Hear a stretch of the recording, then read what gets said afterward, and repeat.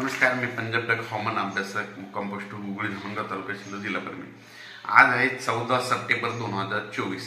आजपासून तर परत शेतकऱ्यांसाठी आनंद देणार आहे, कारण की शेतकऱ्यांसाठी खास ही आनंदाची बातमी, कारण की शेतकऱ्याचं सोयाबीन आणि उडीद काढणी चालू आहे आणि काही शेतकऱ्याला कांदा रोप टाकायचा आहे, तर त्यांच्यासाठी खास करून आनंदाची बातमी। कारण की आता म्हणजे आज 14 पासून ते 20 तारखेपर्यंत हवामान कोरडं राहणार आहे, कडक सूर्यदर्शन राहणार आहे, म्हणून हे आनंद लक्षात घ्यायचा।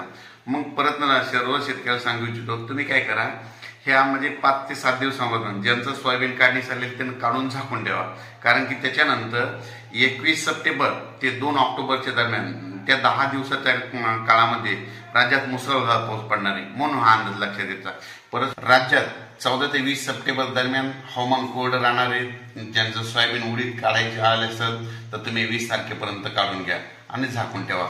परत कांदा रोप टाकण्यासाठी 20 पर्यंत हवामान कोरडं राहणार आहे, म्हणून ही देखील त्यांच्यासाठी आनंदाची बातमी। पण राज्यात 20 सप्टेंबर ते 2 ऑक्टोबर दरम्यान जोरदार पाऊस पडणार आहे। त्यामध्ये तुम्हाला एक सांगू इच्छितो, तो पाऊस काय होणार आहे, लातूर जिल्ह्याचं जे मांजरा धरण आहे ते भरलेलं नाही, त्याच्या कॅचमेंट एरियात पडणार आहे, त्याच्यामुळे मांजरा धरण देखील भरणार आहे, म्हणून लातूरकरांसाठी आनंदाची बातमी।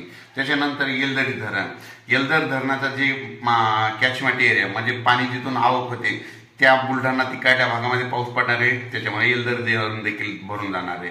त्याच्यानंतर माजलगावच्या धरणाच्या जी कॅचमेंट एरिया तर बीड जिल्ह्याकडे तिकडे पाऊस पडणार आहे, त्याच्यामुळे माजलगावचं देखील धरण भरून जाणार आहे।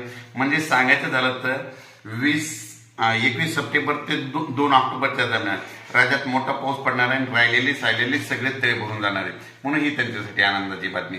परत राज्यामध्ये तुम्हाला एक सांगू इच्छितो की ह्या महिन्यामध्ये 23, 24, 25 सप्टेंबरचा मोठा पाऊस पडणार आहे। पुढच्या महिन्यात जर सांगायचं झालं तर शेतकऱ्याला म्हणजे बऱ्याच शेतकऱ्यांचे मला मेसेज आले की पुढच्या महिन्यात पाऊस आहे का नाही, तर तुम्हाला एक माहिती म्हणून तारीख एक सांगतो, म्हणजे पुढच्या महिन्यामध्ये दसऱ्यामध्ये 7, 8, 9 ऑक्टोबरला पाऊस पडणार आहे, म्हणून ही एक पाऊस येण्याची तारीख लक्षात घ्या। त्याच्यानंतर